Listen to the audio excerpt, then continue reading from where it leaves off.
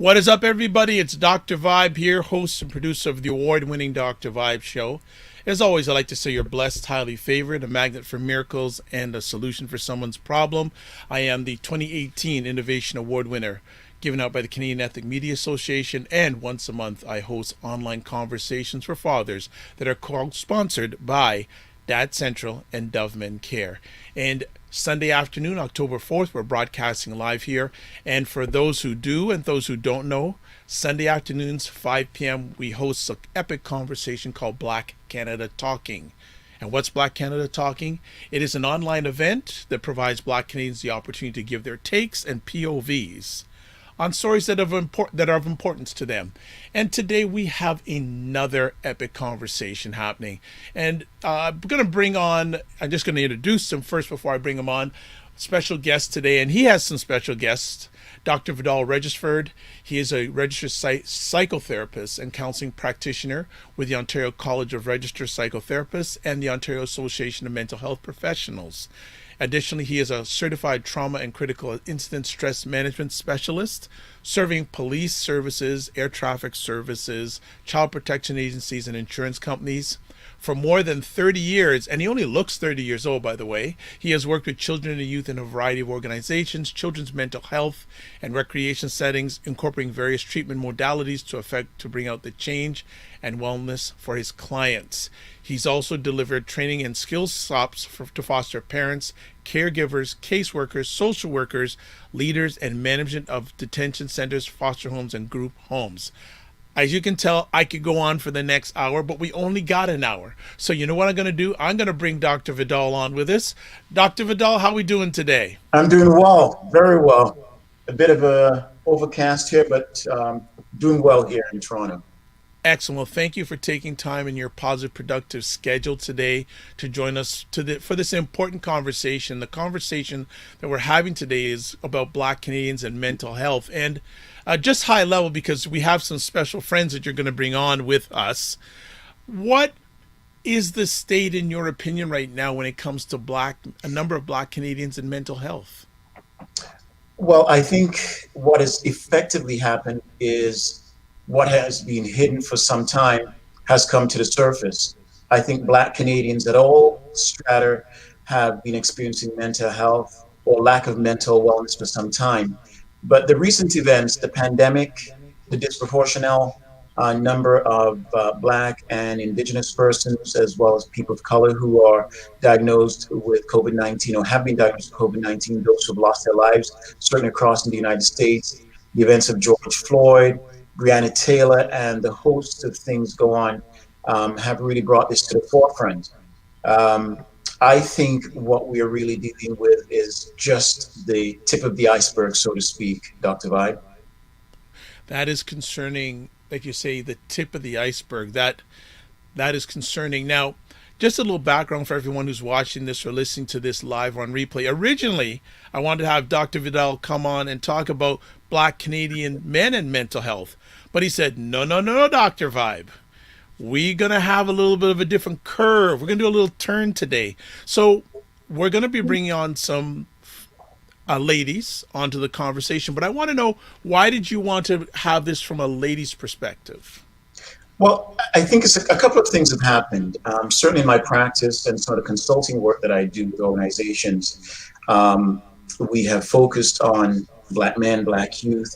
And more recently, I've encountered a number of Black women of color within organizations at middle management, senior management ranks, who have experienced what I would term various degrees of racial trauma or moral injuries that have resulted in either they are unemployed, or right now they may be on sick leave or long-term disability. And it's not a story that we've been talking about. I think we've assumed that because of the ascension of women within the workplace and women at high levels of organization, even in the ranks of at the CEO level, C-suite level, I think we've mistakenly thought that Black women, women of color, have ascended to those roles. And for those who have, at very least, ascended to the middle management ranks, we've not talked about the stress or the strain that has occurred for them to maintain those positions, let alone survive in those positions. As a matter of fact, I think it's Canada's little known secret. Wow. Okay.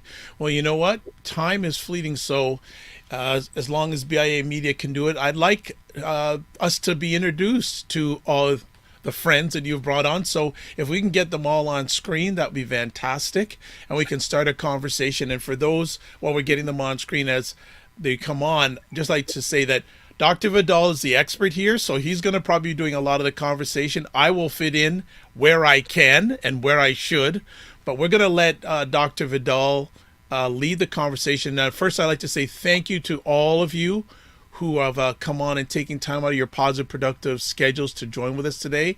I'll let Dr. Vidoll start the conversation. I'll certainly steer his ship, though he doesn't need any steering along the way. So, Dr. Vidoll, I hand it over to you.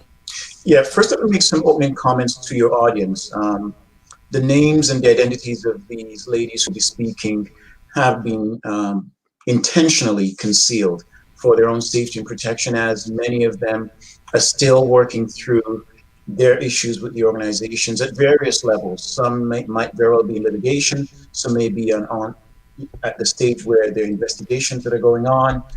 They may be on short or long-term leave. And so we want to be sensitive, and I want to be sensitive to these women who have bravely come out and accepted the invitation to talk about this important story. And I would say that this is an important story because we really haven't grappled with the degree and the depth of where this sits within um, the Canadian consciousness, and certainly the labor force.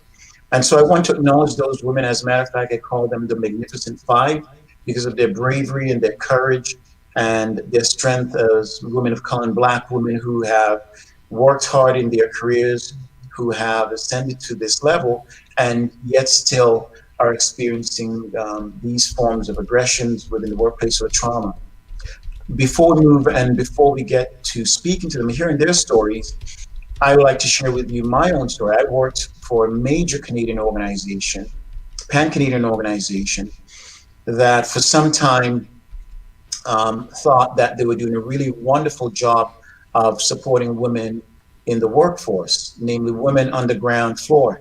It so happens that a number of complaints that come to the organization that were not heeded to the point that those individuals took those complaints outside of the organization. And what happened was that the investigation revealed that there was a deliberate and clear intent on management and leadership to not address a growing problem specifically for women.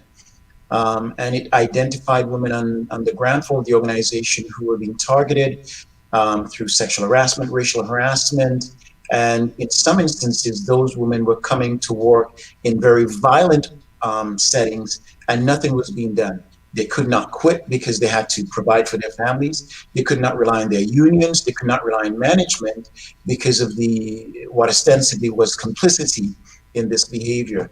Needless to say, the investigation brought this matter to an independent investigation, brought matter to the forefront, and the organization had to take deliberate efforts to address the concerns within the organization.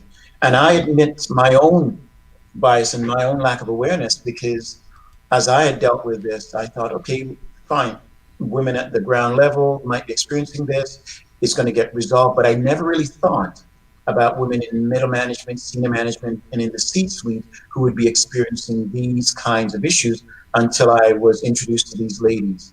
And so I've had to rethink my own biases and what I assume about women who have ascended to this level and what they're able to manage and handle and deal with vis-a-vis my past experience. So having said that, I just wanted to lay the groundwork for you. No doubt there are many women out there who've experienced what these women are going to be talking about. So I just want us to get into this conversation. So I can't see everyone right now, but I know I have Ruth and PJ and Denise out there and Jonan. I'm wondering, PJ, if you can start by just telling us what sector you work in within the Canadian milieu, what your level was within the organization, and just a brief snippet of what you have been experiencing and where you're at right now. So I'm in the financial sector. And in middle management, my role is a consultant.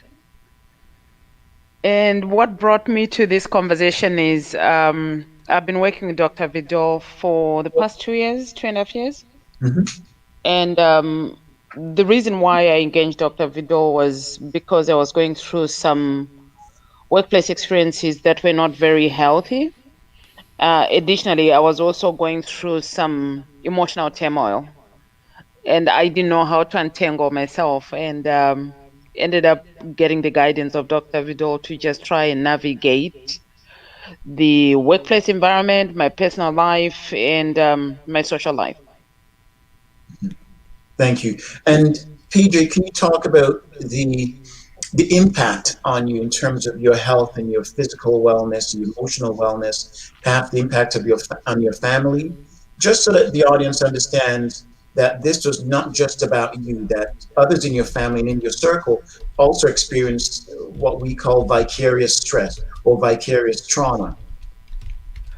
I think the biggest thing that I want to just bring to the audience attention is that there's a constant reference to mental health, but I think it's not just mental. It's emotional, it's social, it's spiritual, it's physical. And Mhm. the unseen consequences of that is that women are by nature more resilient in the workplace than the credit that they're given. So we tend to take on things for a protracted length of time without reacting to them because of the generosity of femininity. We tend to give people the benefit of doubt. And as we give people the benefit of doubt, we take the weight of the negativity that's being um, perpetrated on us. But as we do that, we take that negativity away from the workplace into the societies that we exist in. So we have our church friends, we have our social friends, we have our children, we have our spouses. And naturally, when people, and I don't know if anybody on this audience has had a different experience, but I find every time I interact with people away from work, the first question that people usually ask me is, "How are you?" And I'll say, "Well, I'm okay," which is the natural answer, even if I'm not. And the next question becomes, how is work? And that alone means I can't dissociate my workplace experience from my social interactions.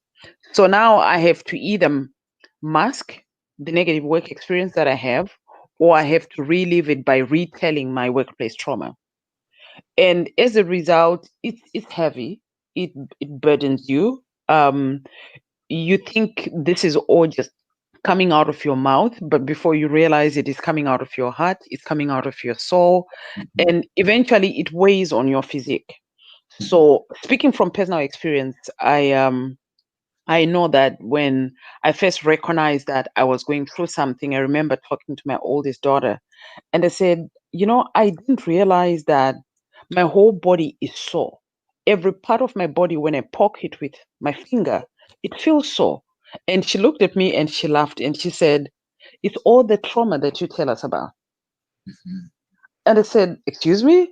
She goes, "Because you think you are dealing with this mentally and emotionally, but your body, your physique is also dealing with that."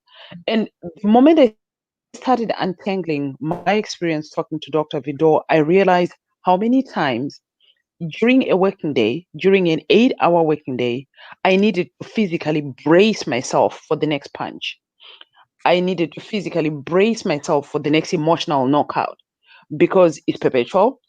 I'm going through this trauma at work, but I'm thinking this is a mind game. But what I don't recognize in the moment that this is also a physical game. So Mhm. everything aches, everything hurts, but we don't process that because again, women.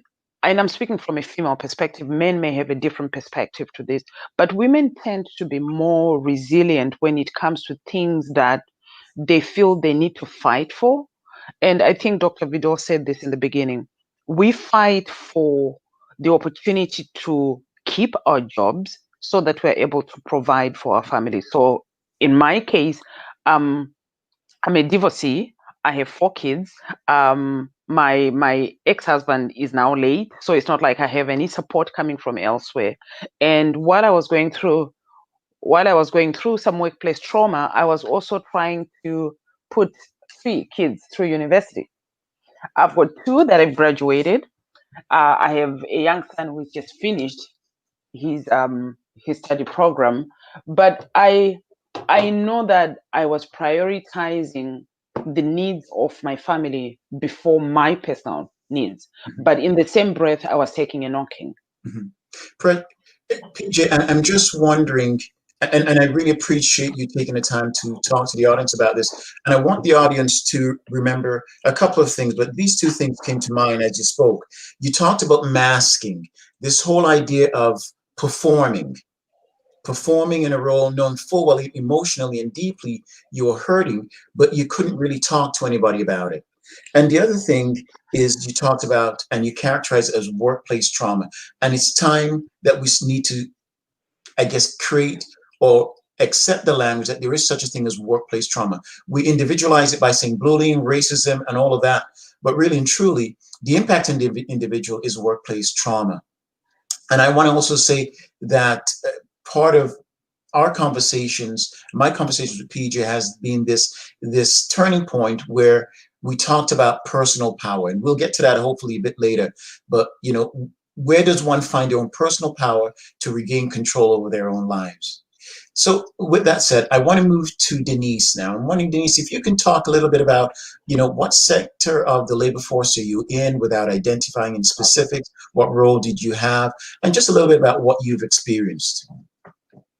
Okay, so I was in middle management communications. That's basically where I was. I'm a financial person there. I do strategic planning.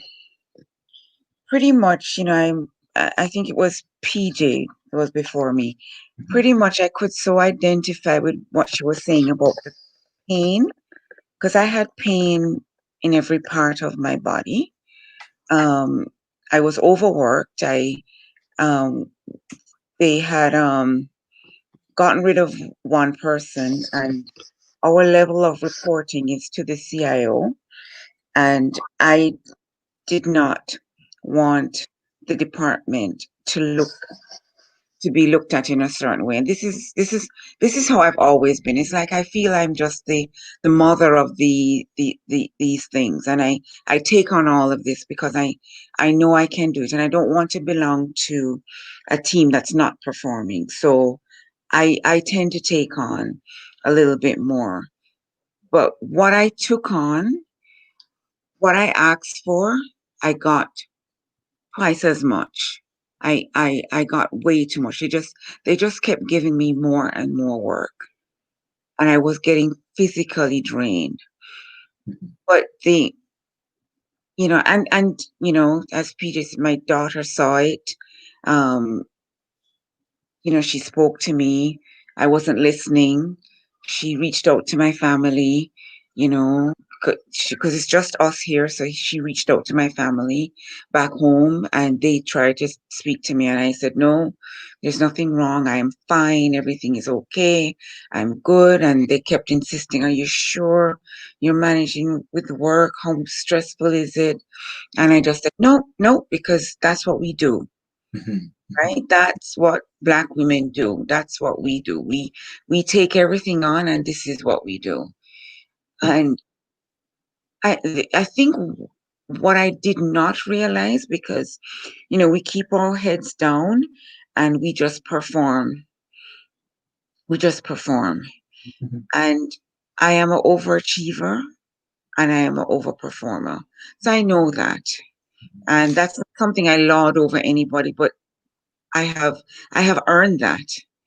I can't, nobody can take that away from me because I've earned it. I've worked hard and I've studied, and this is my production. And the person that I was reporting to, after a while, I just got the impression that he was just upset that I was the one that knew everything, that I was the one that was carrying the team. I was the one that the senior management wanted to talk to. And you know, he would pick on me and just some little things, and he would try to embarrass me in the meetings when I tried to bring out a certain point. It was just no.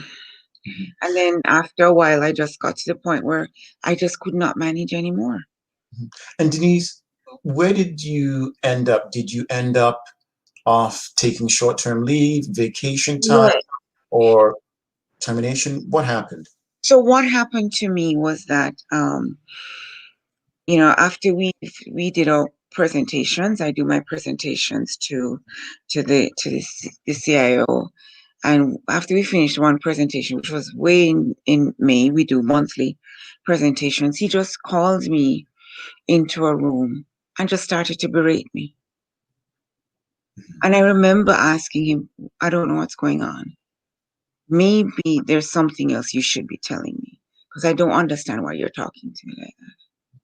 And he would not stop. He called me names that in my years of working, 35 years, nobody else has spoken to me like that.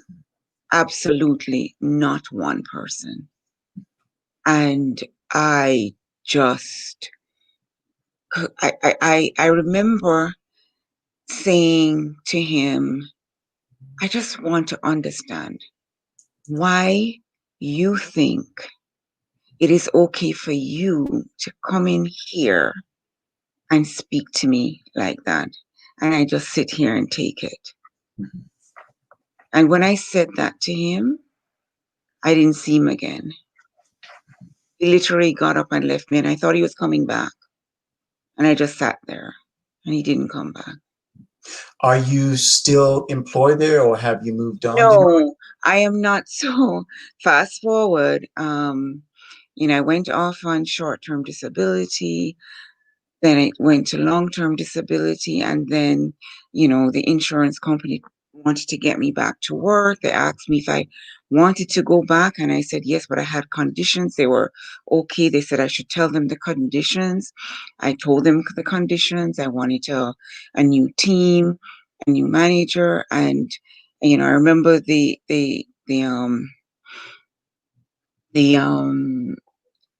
case manager asking me if that is feasible. And I said, yes, I operate on my own. I'm really a standalone. You know, I deal directly with the senior level management, so it's okay. And she put everything forward. I got a new manager, and I was to report to work. And when I reported to work the morning, of course it's COVID time, so reporting to work is at home, picking up the phone. And they asked me to be on a call because I had asked for a meeting with the senior management so I can let them know that I cannot afford to do this kind of work anymore. I cannot operate at that level. And I thought that was the meeting. So in 3 minutes, I was told I don't have a job. Mm-hmm. Yeah, in 3 minutes. This took 3 minutes. Hi, how are you? I'm good, thank you. You know, as PJ said, that's what you always say. I'm good, thank you. And the conversation just went, well, you know, I don't think this is not what you want to hear today, but your job has been eliminated and you no longer work for us as of today. Right. That was it. Yeah. That was it. Yeah. And I thank you, Denise. And I want the listening audience to understand, and certainly those of us who have worked in large organizations, we understand those meetings where you're called by a supervisor into a special room that you very rarely have visited within the organization. Someone from HR shows up and you wonder, well, okay, this is how the story ends. And your boss leaves and HR gives you the message. And so this is what happens, and this is what happens to women who have contributed to the organization, who have done exceedingly well, credentialed ladies, and yet still they experience this kind of treatment. And of course, the subtlety is, of course, racism. Yes. There's no denying to this. Okay, sorry. I just wanted to add something because I think, and I don't know if I'm speaking for anybody else, but what I do know is that the target on our backs is because we know all of this. It is because we are overachievers, and it is because they want to put us in our place because we're not there. And they need to let us know that no, you are not. Yes, you know all of this. Yes, you can do all of this work, but you're not getting any credit for this.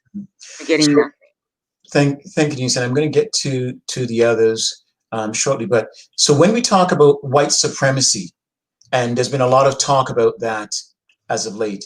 And yes, it's not white guys, in gowns with pointed cones. It's not about that. We're talking about systemic practices within organizations that says to individuals that when you work hard, you're working for us. And if you step out of line, we're going to show you that you can't step out of line. So unless you smoke, drink coffee with us at break, or golf with us, or go to the bar, to strip club, you're not part of us. But if you can do that, you're part of us. And so individuals who go to work and perform as they're expected to, according to their contracts, their job description, this is what happens to them within the organization. They're seen as not fitting or showing up, their bosses, and treated in this manner.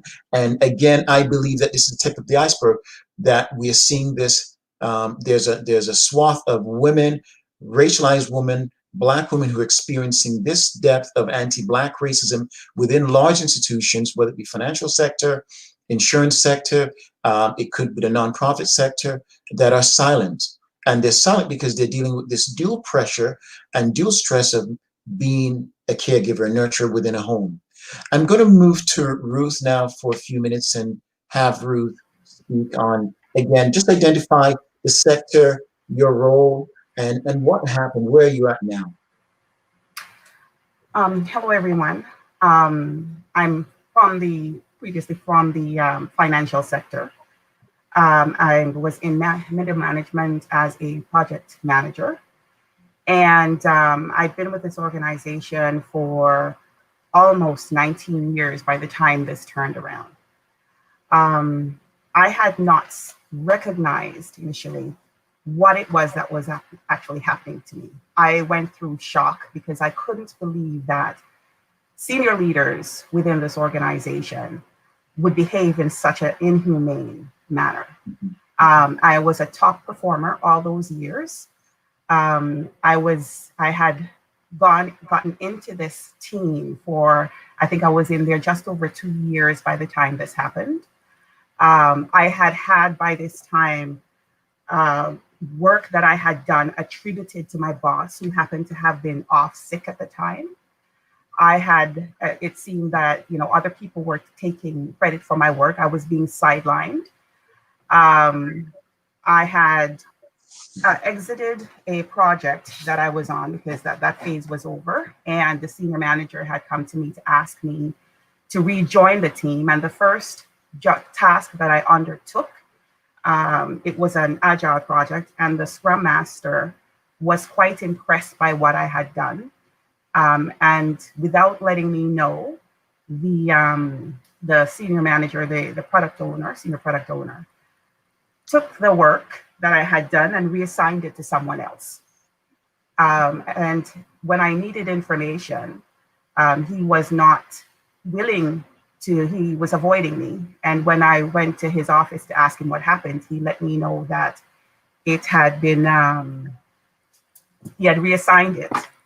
I confirmed that he had reassigned it. And I went to my boss and I said to my boss, I cannot go through this again. And he said to me, there was no respect. And I asked to be removed, and I was removed from the project. I found myself time and again going to the bathroom to cry. I had a hard time. I didn't recognize what I was experiencing, that I was going through anxiety. I didn't recognize that I was depressed because as a top performer, and being the type of person who sees adversity as a challenge. So as I'm going through experiences, whatever it is, it's a matter of, okay, how can I get around this? How can I grow from this? And so I would find a way. I'm very creative. And so, there's always something that I can do, I can think of to do. I had fantastic relationships with the folks with whom I worked, and it was hard for me to understand how I could be suddenly a problem person, because I was hearing over and over again from the management team that nobody wanted to work with me. Um, and for me, as someone who had fantastic relationships with people, how could that possibly be? And it really got to me. So over time, like the depression, whole days where I can't focus on anything. My mind's usually quite sharp, and suddenly my mind's not sharp. Um, it's like I'm looking at the same thing for the entire day, and I can't understand what it is that I am looking at. So reading became a problem for me. Focusing became a problem for me, and I couldn't understand it. When folks say to you or say to us that we should bring our whole selves to work, that is now a challenge for me, because I brought my whole self to work. I brought all my creativity, all my integrity, everything to work. And I brought it there only to be destroyed. Because when you open up yourself like that, you're quite vulnerable. And I was quite vulnerable. And the good thing about it is that I never let this allow me, it didn't give me permission to behave badly. So I didn't lose my cool ever in that situation. I was always, respectful. To me, it had to be a misunderstanding, but the blatant untruths that were told, were quite shocking. Still are quite shocking to me. I have, my family having to deal with that with me. I had created a program that had to do with employee experience, and within 2 weeks of that program going live, I was off it. I was told that my brand was not good enough to be on that program, and I was off it. So it's recognizing that my brain is great, right? So you have all this talent, but I am not deserving of the talent that I have, that there are other people who are more deserving, and those people just happen to be white. So let's give those people the credit for the work that I am creating. And let's just, because I was threatened with demotion, so let's just put her off to a corner and have her continue to produce while we take credit for this. And when you're looking at organizations that publicly say that they represent all this great things, that they're supportive of their people, and now you're faced with the reality that in fact they're not. They're supportive of their favorites. That the bias in a lot of cases is not unconscious, that it is a conscious bias. When you can decide that someone is not deserving, that someone who can say, this is what we need to do, and they're going to go with what you're saying, but turn around and say, okay, no, we're not going to say that you said this or that you did this. We're going to say that this person did this. And you're supposed to just sit there and continue to produce. Is unheard of. So Ruth, I'm just wondering, Ruth, if and you've done something really well, and that yes. was articulating out the impact of racial trauma. And I just want to put it for the audience's sake, and don't blame yes. me, it's a widely accepted definition of racial trauma, but it goes like this: stress that is cumulative based on racism that affects one's mental, physical health, and has been linked to feelings of anxiety, depression, and in some instances, suicidal ideation. That is the reality of what we and these women have encountered within middle and senior management within organizations. And Ruth has articulated well what those symptoms are: the isolation, the second guessing, doubting your ability, the loss of confidence, the loss of esteem, not feeling as though you are welcomed as a team. Yes, and a healthy paranoia. You walk into the office every day and you don't know who's on your side. You don't know who you can have coffee with, who you can talk to. That is a reality. And then you go home and have to function within your family setting. I'm wondering, Ruth, if you could take us to the place of, did you go off work Were you terminated? Have you sought medical attention? Is there legal action or action that you're taking with your employer? If you can just focus on that before we get to Joanne. Okay. So I was fired back in March. I am taking legal action. Um, and just so I think it's very important for folks to understand that they do have rights, because it took me a long time to get to that point. It's recognizing, because when you're so loyal to the organization, it is unthinkable that, for you to think that, you're going to do this. Because I thought I would retire from this organization. That's, the level of my loyalty. So I did seek mental health assistance, so medical assistance.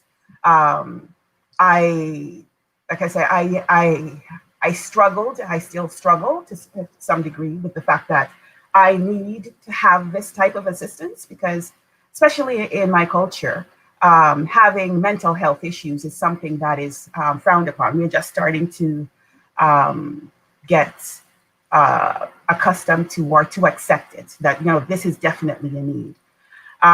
So yes, I am seeking mental health assistance, and that has really helped me to accept that I am human, and there is a lot of what the response that I've had is normal, considering the abuse that I was experiencing.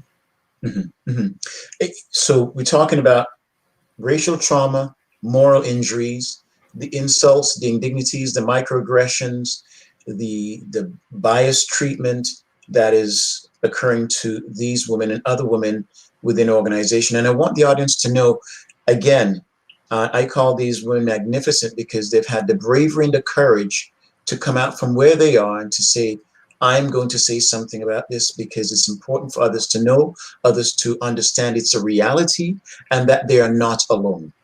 That is key for your listening audience, Dr. Vibe, that they realize, and these women realize as well as others, that they are not alone, and you do not have to suffer in silence anymore.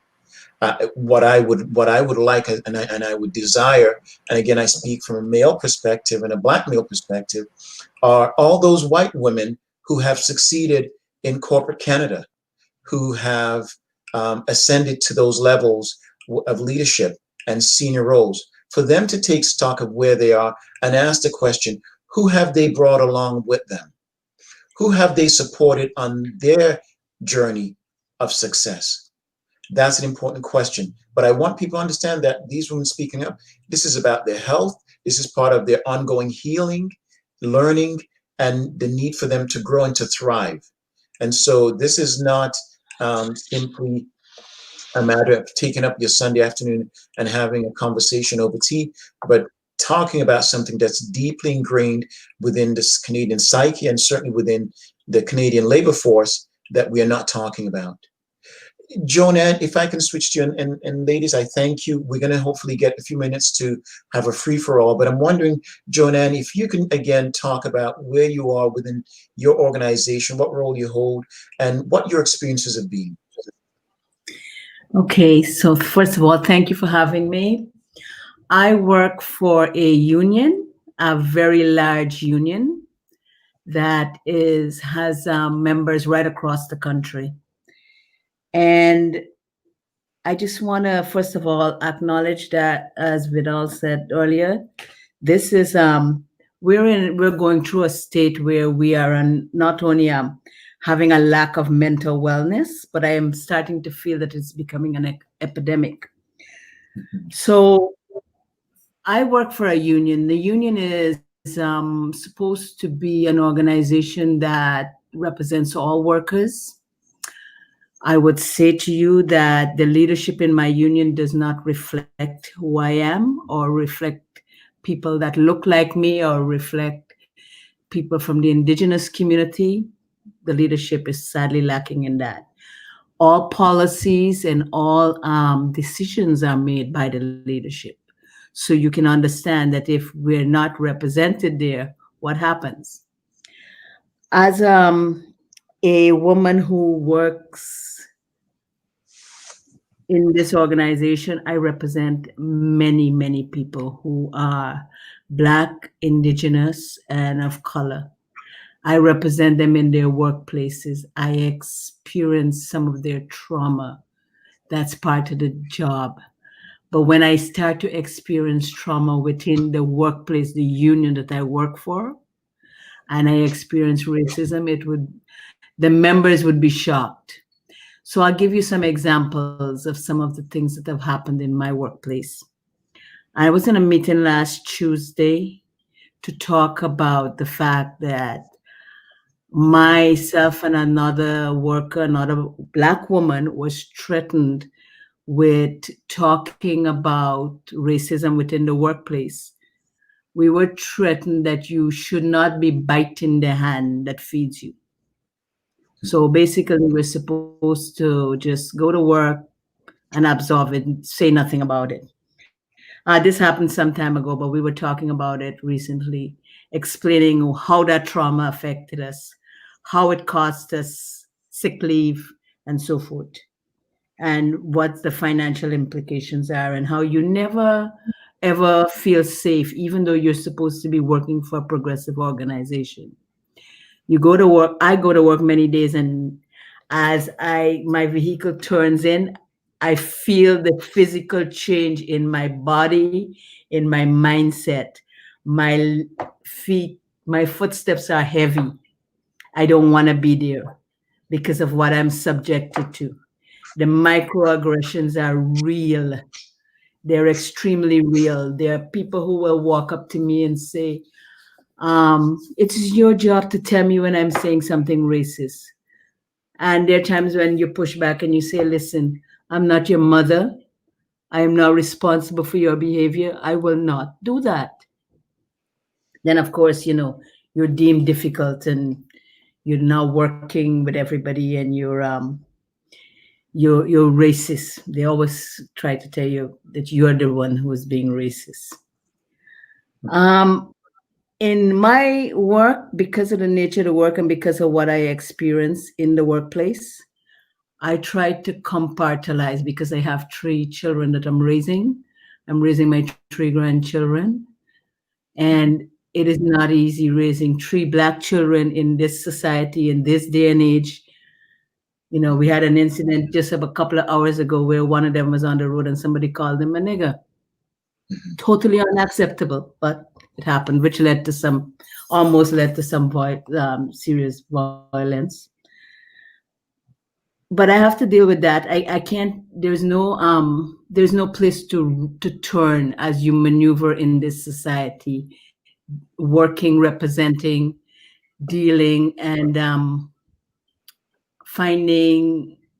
I will say that even though I work for a union, every day I go to work knowing that today could be the last day. I could be, somebody can say that today is the last day because I've said something or I didn't do something that they wanted me to do.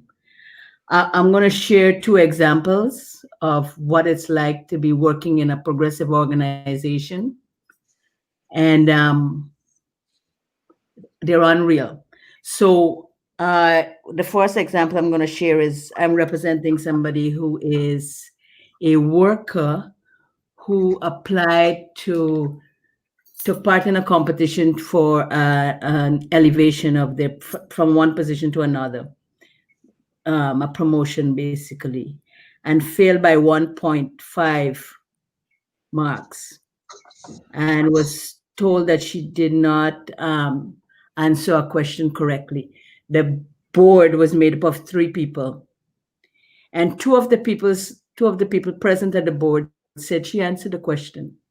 The chair of the board said she didn't answer the question, and so she didn't get the 1 mark. And somebody who was not from the region, who had never done any of the work, but who was white, got the job. Mm-hmm.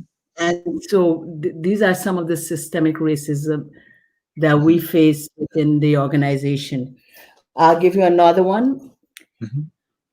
2 men in Montreal came to work one day and found hate mail telling them that they were hired because they were Black. Mm-hmm. and that was the only reason they had the job. I have members that I represent who tell me to my face that I am there because of the way I look and the way I sound, and I took their job. And I was never in a designated position. So these are just some of the conditions I work under. Thank you, Joanna. And I really appreciate you sharing. And you work in an organization or in a system where the rights of individuals should be elevated to the top. The rights Yeah. of the individual, respect, dignity, and so on. And yet still, this is what you're personally experiencing and your colleagues of color are experiencing. Yeah. I want to just pause it for a moment here and say to the listening audience, we have a false notion in Canada, and this is the notion that we live within a meritocracy, that based on your credentials, your work ethic, your experience, you being the best candidate, you get the job. That's bunk. That's nonsense. And I think the data is showing that more and more. Yes, by and large, those who identify themselves as African Canadian have more credentials on a per capita basis than those who represent the dominant culture, Caucasians, yet still high levels of unemployment. So this notion of a meritocracy is false. It's a false notion. The other thing that I want to identify is this use of language, and Joanne speaks to systemic racism and how it gets embedded. You know, when you think about racism, you think about structurally systems, you think about policies and practices that people take for granted, that as though they're right and they're just simply there for the sustaining of the organization, irrespective of how unfair they may be to individuals. But then there's a subtext to that. We use language at times to buttress those systems. Language such as has been identified here. Don't bite the hand that feed you. So in other words, watch yourself because we're doing you a favor. Or stay in your lane is another one that I've heard. The other one is don't rock the boat. So this notion of bringing your full self to work and being accepted for that, for women, Black women, women of color in large Canadian organizations is not a reality. And again, I underscore that this is just the tip of the iceberg, so to speak. We haven't really gone below the surface to see what's really happening because we talk about this from a very broad perspective, but really don't unpack who's being affected and who's not being affected by this. I know we're running short of time. I want to just open it up.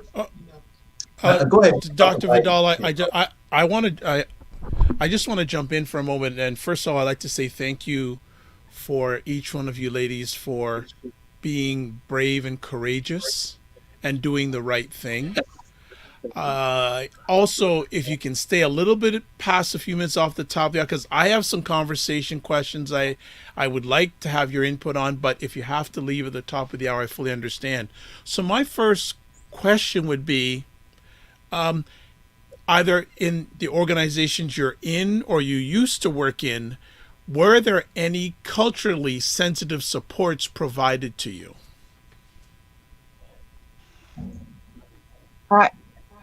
Okay, I would say no. So the organization, it's large and they do talk about diversity, but there was no direct support for anybody that looks like me. Nobody that looks like me were at a senior level. That's not that was never there. So, and there's no support. There's no understanding of us and what we go through. Any other ladies want to chime in there? I'll chime in. As I said, my organization is a large organization. It's national. And I will say to you that the board of directors is a total of about 20 people. There's one person of color on that organization, on that board. And so, and we have great policies like you would not believe it. We win great cases. And I liken it to You work out there, you do the work, you represent, you make history, but inside you come in and you get your ass kicked, you get beaten, right? So we're abused inside, but we do a really good job outside. Oh, All right. And go ahead. I'm just going to jump in here. I think there's a myth that when we have Black people in organizations that perpetrate workplace injustices, there's representation. In my organization, there's quite a handful of Black people who are in positions where they could make a difference. Um, one of them happens to be my senior executive, and the sad part is she was in the loop of all my workplace experiences, but she didn't step up to the plate. So we must also not forget that people who are in positions of power and they look like us may be looking out for their personal interests rather than addressing the issues that are actually coming up, because there may be tokenism at play, or they're just more grateful that they made it this far. They're the crab that got out of the bucket, or they just feel that they don't want to rock the boat again. I think the other expression that was used was "don't bite the hand that feeds you." They don't want to bite the hand that feeds them. Um, so it's frustrating, like for a better word, because in my case, the racism wasn't blatant. It wasn't blatant. It was right there. And the microaggressions, the language that was used was clearly racist. But again, there is no support that is available to you if your own executive looks like you and is aware of what you're experiencing, but they don't want to address the issues. What do you think people of other racial backgrounds would do, even if you have allies in an organization? How do they step over another Black person not addressing the experiences of another Black person who is experiencing racism? All right. Um, I have another question, another two or three questions. Again, I know it could be time sensitive, but if you can stay on, please stay on. What are your thoughts about all these organizations over the last few months now saying they want to address diversity? They're putting in programs for diversity. What are your thoughts? Because I'm skeptical, but I'd like to get your in each one of your inputs because you're there or you have been there. Are you That optimistic? I think no. what this Vidoll, does not mean anything. This Okay. is Ruth speaking. I think It I think means sorry, nothing. everybody has You something to cannot, say. yes, you cannot have the people that are causing the abuse responsible for the program. If the folks who are going through the abuse, who are having all these negative experiences, have a say, if there is consequence to the people that are doing this, then you may have a change. But if you're having a senior leader who is abusive, and the senior leader is the one that's signing up for this thing and saying they're going to do it, they're in control of the message. They're in control of what is going out there in the public, while inside the organization, the employees are suffering. I, So all of that, um, none of that means that, I've seen some of it. None of it means anything, and especially having gone through this experience and seeing firsthand what can happen. Um, there's no trust. There will be no change in 10 years. At this rate, we will be repeating without them having a consequence that they cannot control. It is important that they not be able to control it. So it's like saying the employees have a some kind of organization externally where they're rating them, as opposed to having them say, okay, I'm doing this wonderful thing. If we're not able to hold them accountable, nothing will change. I think the point is very valid because most of these organizations that are pledging to shifting the conversation from racism to anti-racism in the workplace and equal opportunities and equal compensation and fair career progression, they have always had this in their mission statements. So this is not breaking news. They always had this. What would be different now that they couldn't have done over the years that they've been in existence. Every organization that we have seen put the Black Lives Matter slogan on their Twitter and their black screens and putting out press statements out there. If you go to their job boards, one, they don't have Black representation in those organizations that matches the proportion of Black people in Canada. Secondly, every job posting that they have pledges that they treat people equally.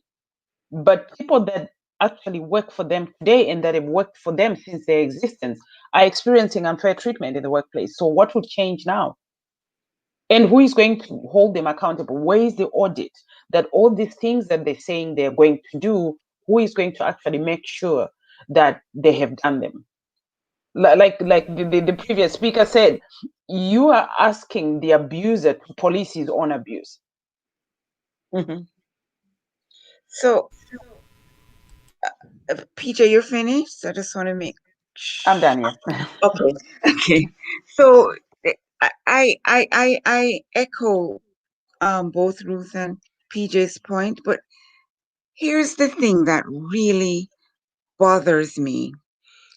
They're asking us to come up with a solution for what they have been doing to us continually.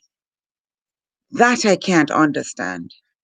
You sit there, you look at your structure, and if I look at it, I see 10 vice presidents, 15 senior vice presidents, I see nobody that looks like me. And now you are asking me to come in and tell you what to do. That's what I grapple with. You have done it to me. You continue to do it to me. And now you want me to tell you that you're doing it to me? No, you already know that. So you need to fix yourself and your ideals. They're how I feel about it is that this is letting them still be in control of us and what we bring, right? Because they're asking us to bring it to them. So they know what we're talking about. They know exactly what to do. And Denise, you raise a very good point. What is really happening now within, if you see online or look online social media, with a lot of the anti-racist work or anti-oppression work, anti-black racism work, is those practitioners are outward saying to white people, don't ask me, go and read, go and learn. Think about what it is you're doing, and then let's have a conversation. And so there's great value in what you're saying, and that is to hold people accountable for learning themselves, so that they're not learning as a result of you telling them, but really they've gone through their own journey of unpacking their own bigotry, their own racism, their own unconscious bias, and recognizing that there is a need for them to do things differently for their organization without asking employees and working with employees to bring about those changes. If I can just for 1 second, as we're just thinking about this, accountability is key. And I thought to myself, if organizations were to bring in other resources, other organizations that did this work and worked alongside with them, greater accountability would probably occur. So you want to be serious about this? Call Black Lives Matter and have them sit on your board and work with you on an anti-black racism strategy within the organization.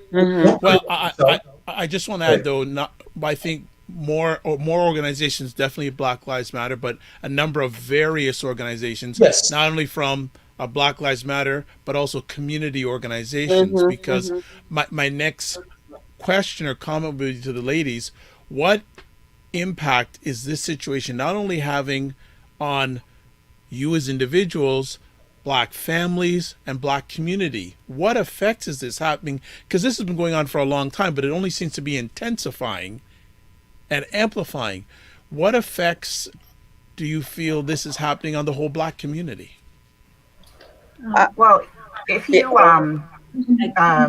look at, for example, the financial part of it, so you are summarily dismissed. First of all, you're not paid what you're worth. You're paid a lot less than what you're worth. So there is the financial part of it. There is the psychological part of it. So you feel that, okay, I'm going to be working so hard to move my family forward.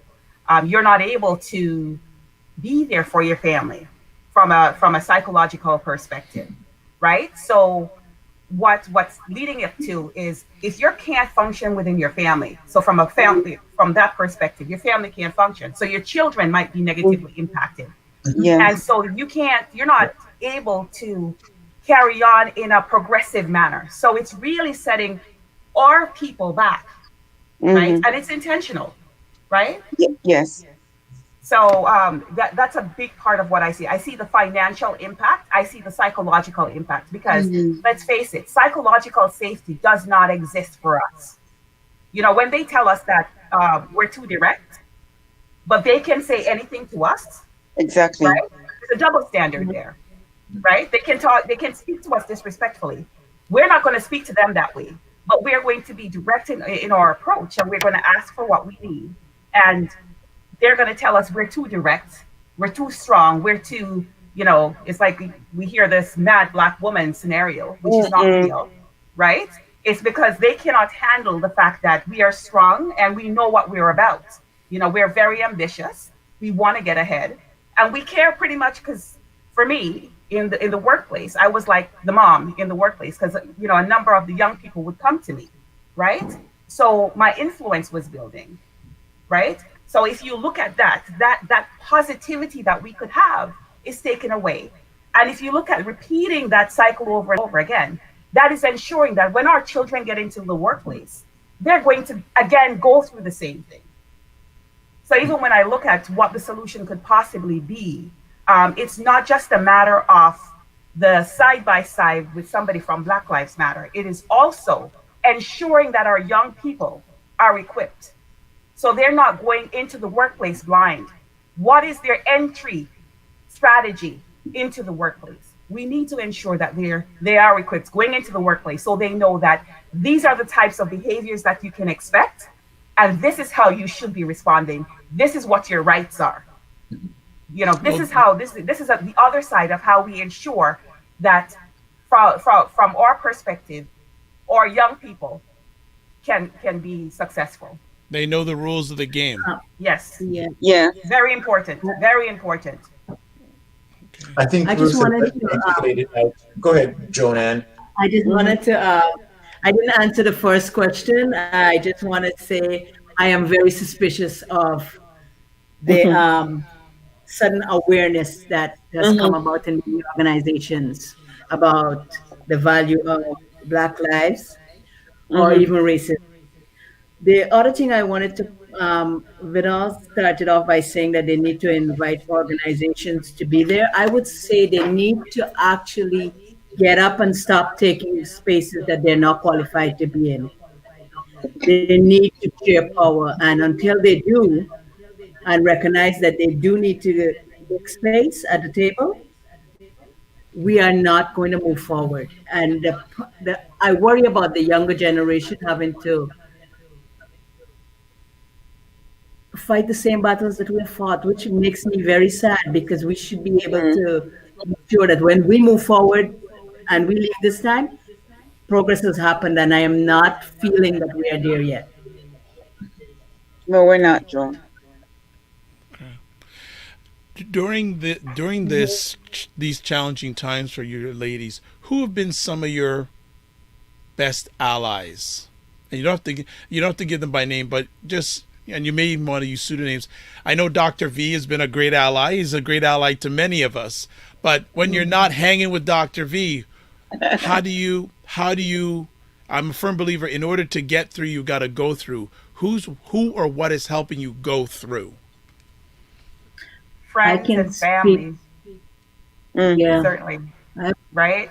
So, Friends and family, yeah. yeah, friends and family for sure. Um, Yes. uh, this was a great time for me to find out how much my friends really cared. Um, I am very, very fortunate because I don't think I would be. Sorry, I'm a little bit emotional. Mm, Um, okay. I don't think I would be here if it weren't for them. My husband has been certainly there for me. And it's really scary sometimes because he panics when I call him if he's not home because he's afraid that I'm doing something. So to be in a space where you're so dependent, you need these people, and they're willing to be there for you. Because I'm accustomed to being there for other people, and to find myself in a position where I absolutely need everybody that's in my corner right now, and I value all of them, and they know how much I love them. To know that they're there, it's invaluable. So, to all my friends and my family who've been there for me, so much gratitude. And to the therapists that have been a part of my journey, so much gratitude. Thank you, Ruth. Thank you for being brave. I You're in a safe space here, so thank you for your braveness. I just want I to say think, yeah, go ahead. myself, I have a great group of women around me. We take care of each other. And I think that's how we've been able to get through some of the most trying and painful things in our personal lives as well as in our work lives.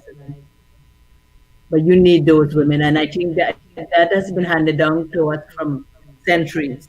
We take care of each other Mhm. and we're functioning. Absolutely. So, so with me, I have a group of friends, but it it started simply with just us. So this is the end product, but it started simply with one girl who likes to go out, and she said, I just want to have a Zoom night, maybe every 2 weeks with some good ladies. So she said to some of us, give us some names. And it started with wine.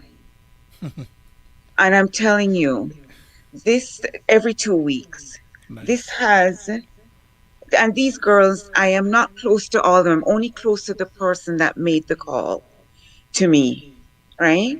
And it has developed to 2 weeks of drinking, maybe 2 bottles of wine per person, to the point where we work out 6 days a week, Nice. 7:30 in the morning.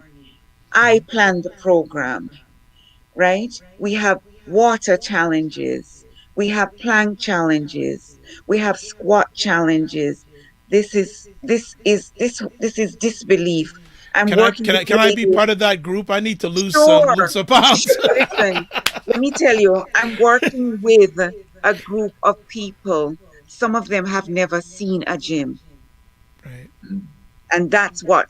And there's one girl in there, she has never opened up. I've known her from university way back in the day. And the things that she is expressing, it's, I'm in disbelief as to what I'm hearing. So that is what, so, that's what we have to get, a good group of ladies. Sorry, Dr. Vibe. You can put on a wig. I've always thought about doing that. But it's really good, and there are days that I sit down at home and I cry Mhm. because I can't believe what, because this is making me get up every day. Yeah, Yeah, good stuff. and I'm a strong person. Well, you're all strong women, remarkably strong women. I was sharing with Dr. Vibe that I was pleasantly surprised when I had asked all of you to participate, and I didn't think that you would because of where you are in your lives and what you're struggling with. And to my surprise, unanimously, you all said yes. Hey, It's, Doctor V, yeah, come on, black women surprise you? well, You haven't been around long enough, Doctor V. yes, I that's need to right. counsel you on black women if you say that. Yes, in comparison to you, yes, I am much younger. No, but what I what I meant was in view of your personal stories and where you're at with perhaps even litigation, complaints going on, because there's some other women, there's about three other women who wanted to be here tonight, but because of where they're at with their ongoing dispute with their employers, they've decided not to, but wanted to be here and they're probably here online in a variety of sectors, from the Yes. insurance sector and from education and healthcare.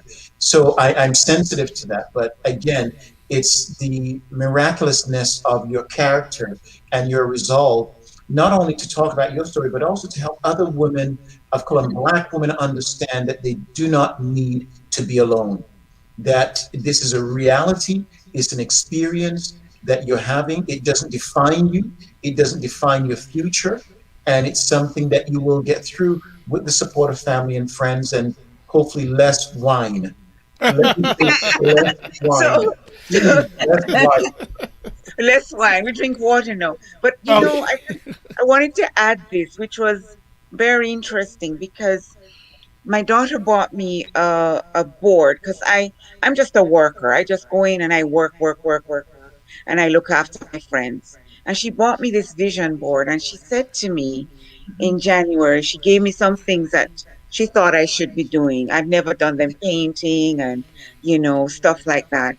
And that was before COVID. And I wrote down three goals. And the first one, to lose weight. That's what we ladies always do. But the third one that I wrote down was to find a group of women that I could identify with. And I wrote down things like maybe a book club, maybe hiking, maybe going to spa days. And I just jot down those little things. And a couple weeks ago, I went back to the board and I said, OMG, there's my group. There's my group of ladies. And we started with wine and venting. That's it. Mhm, mhm. To the point where it's yoga, I, high intensity workout. How many gallons of water do you drink a day? I can't, sometimes I can't fathom Mhm. what Nice. this is. Yeah. Well, we could go on for a Yes, we while, could. but I know that everyone, um, time is precious. I just like to say to all of the ladies on here, thank you so much for who you are and who you're going to be, and realize that your impact is bigger than you. And Dr. Vidoll said earlier on, the message to ladies, this resonates with Black people, male, female, or whatever they want to describe themselves gender wise. Because a number of months ago, a very close associate of mine said, every Black person needs a therapist. Because Yes. we go through a lot inside the corporate world, outside the corporate world, just daily life. So I would like to thank all of you for taking the time out of your positive, productive lives. I would like to put it out there that in a few months we come back and do this again to see where things are and the lessons learned, not only by yourselves but for others, because we have to educate ourselves in this area. Because for many of us, Black people, the workplace is a battleground, Yeah. Mhm. and we need to be equipped for battle. Yes. And we have four great soldiers, generals here, who can help us equip ourselves for battle. I'm gonna just ask Dr. Vidoll to give some final thoughts to our audience, and then we'll close it down. So, Dr. Vidoll, if you have some closing thoughts for our audience, please. Mhm. I want the audience to understand this above all, that our personal power is crucial to our identity. And when we take stock of who we are, who we are designed to be, as magnificent human beings entitled to be treated with respect and to be dignified, we come to a place where we take our clear position in this world. These women that you have heard speak today are brave, courageous, and their lives will go on and they will do amazing things in this country, and for their families and for their communities. Our work here is to continue to have the conversation. One, that you don't have to be alone. Two, it's healthy to speak about it. And three, if we can find a time to connect with one another, we can do great things to build and strengthen our communities, not just for those of us who are working in corporate sector, but also for our sons and our daughters who are graduating from college and universities, who are going into the workplace so that they can be prepared. That's an asset that we have that isn't financial in nature, but is experientially based. So believe in the bravery, believe in the stories, believe in the courage of these women today, and take some of that with you and spread the word that corporate Canada needs to change, and change for Black women in these roles and women of color so that they truly feel valued and at home and safe. And I think that is it for me, Dr. Vidoll. I look forward to the opportunity to come back again. The pleasure's mine, Dr. Vidoll. Thank you so much for making this epic conversation happen. I don't know if we can get it up before we leave, but if my producer can get his your contact information up, we'd surely like if people have any question, comments, inquiries, to please contact him. I am Dr. Vibe. I am host and producer of the award-winning Dr. Vibe Show, the home of Epic Conversations. I'm the host of Epic Conversations. I am the 2018 Innovation Award winner given out by the Canadian Ethnic Media Association. One of the things I want to share with before we leave is a number of months ago, I was watching an interview with Robert Smith. It's a Black American man. He's actually the richest Black American, period. He has a personal wealth of over $5 billion. And he was being interviewed during this time, and he had, do you have a message for Blacks out there? He said, don't waste this crisis. So I'm encouraging wherever you are in the journey, especially in 2020, do not waste this crisis. So as I check out here, I'd like to say, live your life as a dream. If you can dream it, you can make it. Sometimes you have to get smaller to get stronger. Block assumptions. And I don't know if we'll be able to get the information, so I'm going to say it verbally. Dr. Vidoll can be reached at dr.knowledgesolution6@gmail.com. So that's dr.knowledgesolution6@gmail.com. And his phone number is 416-676-6891.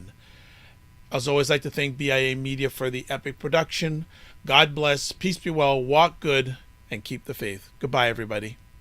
And limit the brown bottles, ladies. Limit the wine, please. Okay. Okay, thank you. Goodbye, everybody. Bye-bye.